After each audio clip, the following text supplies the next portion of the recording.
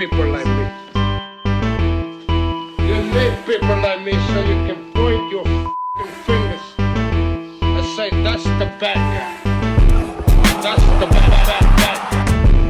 That's the bad guy. That's the bad guy. That's the bad guy.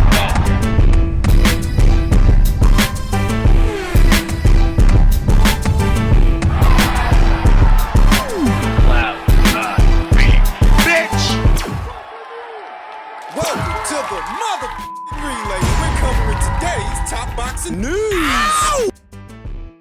Okay, we'll start with this. Nina Meinke posted this to her Instagram account. It reads, "Good morning. Happy that the fight prep for the 24th of June has started. It feels good to be back at it." And Nina Meinke has been keeping a busy schedule. She was in action not but 4 or 5 weeks ago, sporting a professional record of 16 wins with 3 losses, no draws, 4 knockouts, having been knocked out once, just once, in 19 professional contests. That was the Katie Taylor fight 6 years ago, 6 or 7 years ago, in 2017. Nina Meinke is a serviceable fighter, an experienced fighter, a southpaw, who used to campaign up there at lightweight, up there at 135 pounds, but she has since moved down in weight, and she's currently campaigning at 126.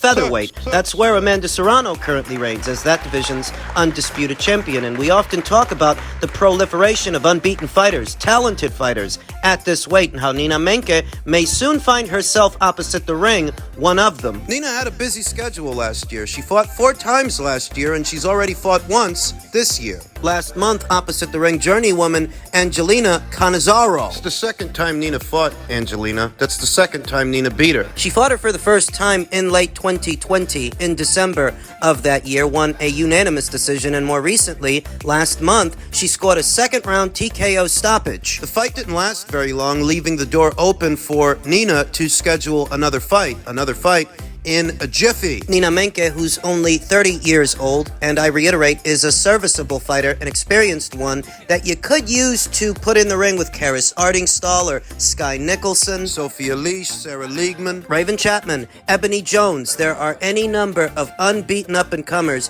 climbing up those featherweight rank standings, and Nina Meinke would be the ideal opponent for any one of them when it's time to step up in class a bit, step up in competition. Nina has been there and done that with a few solid fighters, Katie Taylor among them. She has. Vicia Trovato, Elena Lascombe, Lucy Sedlakova, Sarah Mahfoud. She's won some fights, she's lost some fights, but all the while, she's been banking rounds. All the while, she's been garnering experience, making her one of the more experienced contenders in the women's featherweight division. Tack on that she's a southpaw. There is invaluable experience to be garnered for any young up-and-comer that shares the ring with Nina. Nina is one of several southpaws in the women's featherweight division. Amanda Serrano, she's a southpaw, so Sarah Liegman. And Sky Nicholson, and Karis Ardingstall. Good experience there for any one of those aforementioned fighters to face a southpaw like themselves and garner that experience. We don't yet know who it is that Nina's going to be fighting in June. Could it be one of them? Well, I doubt it's going to be Sky Nicholson because Sky is fighting this weekend. And I doubt it's going to be Karis Ardingstall because she's already set to face Jade Taylor. Late next month, on the 27th, on the undercard of Chris Billum-Smith versus Lawrence Okoli, Sky Nicholson and Karis Ardingstall are booked. Raven Chapman, she was in action last month on the 25th. Maybe at some point Nina shares the ring with Raven. Maybe, though as stated, without an official announcement, we don't yet know who it is that Nina Meinke is going to be fighting in June. What she seems to be doing here and now is keeping the machine well oiled, keeping the tools sharp, staying active, which is about the smartest thing she can do. There are a good number of major promotional outfits that have a prized stallion or prized stallions in the women's featherweight division, and it's only a matter of time before they give a fighter like Nina a call. She's got to stay sharp. She's got to stay ready. That she's been able to fight as often as she has been fighting from last year going into this year is admirable because Nina Meinke herself is not with a major promotional outfit, but she's keeping busy. She's smart. Look for the ring return of Nina Meinke in June against an opponent that has yet to be announced. In other news, per tweet from Michael Benson, Floyd Mayweather was quoted as saying, "In today's boxing, everybody is a champion. You have a super, a regular, an interim champion. If I didn't earn the belt by beating the champion, I don't want the belt. I don't want these fighters to be proud, holding up belts they didn't really win, and you have to wonder what it is exactly that Floyd is referencing, because everything he's saying applies to what used to be his own fighter. Who used to be his own fighter? Gervonta Davis. When he moved up to lightweight and fought Yuriorkis Gamboa, He didn't beat the champion to be the champion. Gamboa wasn't a champion of any kind, and the title that they fought for, the title that he still holds and has held since 2019, it was a secondary title, a vacant title. Nobody was holding it. So I don't know, is Floyd taking a shot at Gervonta? Is that who he's talking about? He can't be talking about Devin, because Devin beat the champion to be the champion. He beat George Kambosos for 3 of the 4 major titles, thereby unifying all of them. And before that, George himself, he won them from Teofimo Lopez. And Teofimo, he won them from Vasyl Lomachenko, Who won one of them from Jose Pedraza and another from Jorge Linares. I mean, if there's a break in the line of champions or a deviation of any kind, it's not on their end, it's on Gervonta's. I wonder if that's not who Floyd has in mind when he says this stuff, because Gervonta didn't beat a champion at lightweight to be a champion. This ain't the first time that Floyd Mayweather has complained about the number of alphabet titles in circulation at a given weight. He's been doing this for a while, back when Gervonta Davis was still with him. And initially I thought to myself, is he attempting to diminish and belittle the value of alphabet titles so that Gervonta never has to pursue them? Is that what he's doing? Or is this his way of indirectly taking a shot at Gervonta Davis, who once was his fighter? Not anymore. Because this applies to Gervonta Davis more than it applies to any of them, any of the other notoriable lightweights in the men's lightweight division. It really does apply to Gervonta more than anybody. Is Mayweather shading him? Not that long ago, in preparation for this weekend's fight leading up to it, news broke that Floyd Mayweather would not allow Gervonta Davis to use his facilities, use his old gym that Gervonta Davis used to fight out of up until they severed ties. So when Mayweather says this stuff, is this his way of taking a shot at Gervonta? I really don't know. But Floyd has said that he wants to make his own world title belt to solve the problem of too many belts in boxing today. If we can't clean boxing up, it's time for me to come up with my own belt. Only one belt's gonna count. The belt I'm gonna come out with. And how's that supposed to work? You come out with a belt of your own quote-unquote world title. Who do you expect to fight for it? Does Mayweather Promotions even have any fighters left? Because Richardson Hitchens, he went to Matchroom, and Gervonta, He didn't re-sign with you guys, did he? doesn't look like it. No news is broken of Gervonta Davis inking a new pact with Mayweather Promotions. So if you have plans of coming out with some world title, a world title of your own, who do you expect to fight for it? And how will the other sanctioning bodies, if you attempt to become one yourself, how will they feel about that? Will they even recognize your title? Right. You're trying to phase them out. Comes to that bit of it, I think Floyd Mayweather's just talking to be talking. I don't think he's serious about coming out with his own alphabet title, though. Even if he were, and even if he did, who's gonna fight for it? For years now, we heard rumors and rumblings that Al Haymon and his PBC would attempt to eventually come out with a world title of their own. But here today, that hasn't happened. This ain't the UFC, you know. The UFC, they have their own title, and Bellator as well. They have their own. As do several different fighting federations in the sport of mixed martial arts. But in boxing, it doesn't work like that. You come out with a Mayweather title or a Al Haymon title, a PBC title that only PBC fighters can fight for. Who the fuck's gonna care? There are glaring logistics issues with an individual promotional outfit in boxing attempting to come out with a title of its own. No lineage, no real rank standings, a title that's exclusive to one promotional outfit. Well, listen, we've been hearing about it for years, but there's got to be a reason Al Haymon hasn't done it yet. Now, Floyd Mayweather, he's talking about doing that, but he's just talking. I don't think he's serious. I think he's just saying things that he thinks sound good. The truth is that boxing doesn't need another alphabet title in circulation. Floyd Mayweather's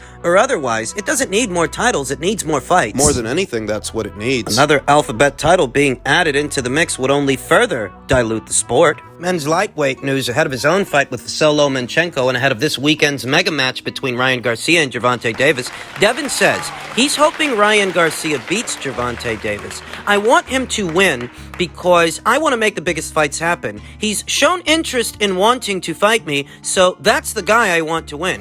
He, Tank, hasn't shown too much interest in fighting me, and in truth, if he wins tomorrow, I don't expect Gervonta Davis to pursue Devin in spite of Gervonta holding that secondary WBA title. All that title is good for. Not that it's on the line tomorrow, because it isn't. Tomorrow's fight is being fought at a contracted weight of 136 pounds. That's a pound over lightweight. Thus, that WBA regular title at lightweight, it's not even on the line. And Gervonta Davis, since having won that vacant title in 2019 in the Gamboa fight, he hasn't used it as a segue to fight for the full title, to challenge for the full version. He has no intention of fighting Devin. If I had to guess what's next for Gervonta, if he wins tomorrow night and he stops Ryan Garcia, I would guess that he'd move back up to 140 pounds and face the winner of Romero versus Barroso, provided that the winner is Rolly Romero. They do a rematch between those two guys for the full WBA title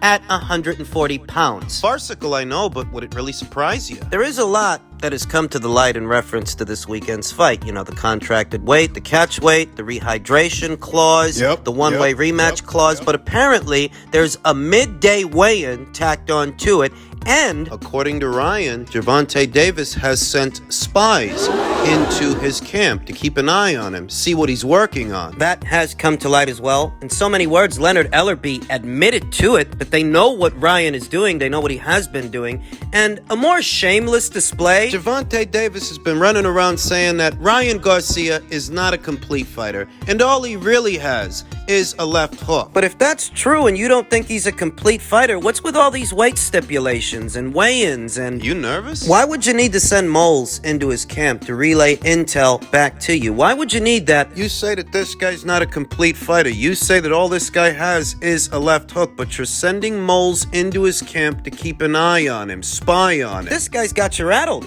Irrespective of how tomorrow's contest ends and what the outcome ends up being, leading up to it, we can say that Ryan Garcia has Gervonta Davis and his team rattled. Nervous? You already have every conceivable advantage. Most of the terms to this contest are in your favor, and that's not enough. You got a spy on the guy too. I've seldom ever seen a more shameless display than this one in the sport of boxing. Devin Haney wants Ryan Garcia to win because he figures that Ryan Garcia would fight him before Gervonta Davis. And earlier this week, or last week, whenever it was, I did see some mention from Ryan about potentially facing Devin after the Davis fight. If he wins. In truth, I also saw Gervonta Davis say something very similar. The difference is that I don't actually trust Gervonta Davis to follow through, to follow up on his word, whereas Ryan seems to have made quite a few sacrifices to bring this fight into fruition. He's backing himself. That shows character. Gervonta Davis has none. He's been making empty promises for years. Empty promises about fighting Vasyl Lomachenko, now empty promises about fighting Devin Haney. It's all empty promises. Would it be better if Ryan Garcia won tomorrow night than if Gervonta Davis won? It's a real question. Would it be better for the division, better for the sport, if Ryan pulled this off than if Gervonta won? Devin seems to think so. Finally, in men's middleweight news, per a tweet from Michael Benson, Charlo has told reporters that Demetrius Andrade called him recently, and the pair spoke for an hour on the phone, trying to make a fight between them for Charlo's WBC middleweight world title next. There are several problems and several issues in association with this potential matchup. For starters, Charlo has been out of action for roughly 2 years. Just about 2 years. He hasn't fought since the summer of 2021. Here in 2023, it's conceivable that he's going to need a tune-up fight first. So you might be talking to Demetrius Andrade about doing a fight with him, but even if you aren't talking to him, that fight ain't next. So you must be talking about either a fall showdown or a winter showdown with Demetrius Andrade, who has seen action in the last 12 months. He did fight on the undercard of Gervonta Davis versus Hector Garcia. He's had his tune-up fight. Now you need to have yours. The second issue with this fight is that while Charlo claims that this fight would be for his WBC title at middleweight, Demetrius Andrade has since moved up to super middleweight. He hasn't fought at middleweight in over a year. Can he still make middleweight? Even if he can, there's a third issue to address. What? Carlos Adames is the WBC's interim champion. He's the mandatory challenger to Charlo's title. So if you're going to have a tune-up fight sometime in June or July... Stefan Espinoza very recently talked about Charlo's ring return, and he said it in plain English that he's not going to fight Carlos Adames next. But if he's not fighting him next... What are you about to do? Are you about to allow Demetrius Andrade to skip ahead of Carlos Adames in the queue when Carlos Adames is the mandatory challenger, not Demetrius? Ideally, the way you would do it is have Demetrius fight Carlos Adames for that WBC interim title so that if he wins, that lines him up for Jamal. Ideally, that's how you would do it, though we know when it comes to PBC Island and PBC fighters, things are seldom ever ideal. So that's an issue that needs to be addressed. Jamal Charlo's not fighting Carlos Adames next, and I don't think for a second he's about to fight Demetrius either. He's about to fight in a tune-up fight. So who comes after that? Carlos Adames or Demetrius Andrade? When would any of those fights take place? Charlo versus Adames or Charlo versus Andrade? When? In the fall? In the winter? I'd be surprised. Gotta be honest with you, I'd be surprised if both Demetrius Andrade and Jamal Charlo fight more than once this year. I'd be surprised if either one of those two fighters made 2 ring appearances in the same calendar year, because PBC fighters don't do that. In a very general sense, they don't. That is a fight that they would likely try to bill as a box office fight, a pay-per-view. A fight with Demetrius and Jamal. Why is Jamal Charlo all of a sudden coming around to the idea of fighting Demetrius Andrade? Well, maybe it's because he views a Benavidez fight, which a lot of people are still expecting him to have. Maybe it's because he views an Andrade fight as a less risky fight than a Benavidez fight. A Benavidez fight up there at 168. He's talking about fighting Demetrius Andrade at 160, bringing him back down to 160. Demetrius Andrade is in his mid-30s, and he hasn't made middleweight in well over a year. So you could be fighting a weakened fighter, a weight-drained fighter. And that's less risky than moving up and taking on David Benavidez. Jamal Charlo's never fancied that fight. It was well over 2 years ago, about 3, that Jamal Charlo claimed he would move up to super middleweight and knock out David Benavidez. As it stands, 3 years after having made that claim, he hasn't done it yet. And I don't know that he's going to. Comparatively, the Andrade fight is a safer fight than the Benavidez fight. It is a safer fight, a safer choice. So if they make the Andrade fight, it's looking like they're going to have to screw over Carlos Adames in order to do it. It's looking that way unless they put Demetrius Andrade in the ring with Carlos Adames and let him earn the title shot. The old-fashioned way, in combat. It's right up the PBC's alley to over-marinate a fight like this one. Demetrius Andrade versus Jamal Charlo. There was a time when they were both champions at the same weight, and the PBC was not receptive to that fight. Neither was Jamal Charlo. Not before, though he is now, but now his career has lost all traction. Of course it has. What traction is he going to have sitting on the couch for 2 years? Demetrius Andrade, in spite of having fought within the last 12 months, he's not doing much better. His career doesn't have that much momentum or traction either. Was a time when the both of these guys were unbeaten world champions in the same division, and the PBC was not receptive to that situation before, whereas now that nobody really cares about either of these two guys, it seems like now they want to do it. Go fucking figure.